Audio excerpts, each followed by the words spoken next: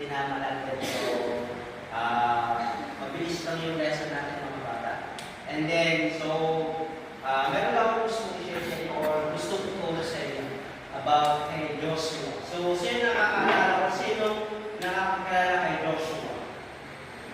So, sabi ng Bible as we start ay sabi ng Joshua chapter 1 verse 9, "Have not I commanded thee, be strong, of good courage, be not afraid, neither be thou dismayed, for the Lord thy God is with thee forever thou goest." So before we start or bago po tayo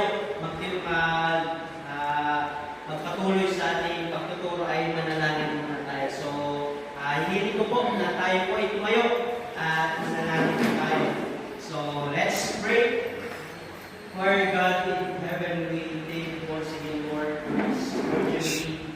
Thank you, Lord God, for this privilege na pwede po pag-aralan ng mga salita sa oras ko ito.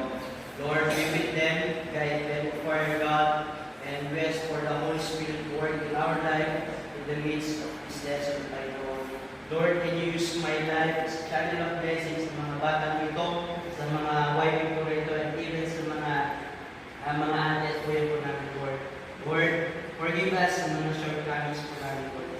Maraming salamat po. In Christ we pray. Amen. Amen.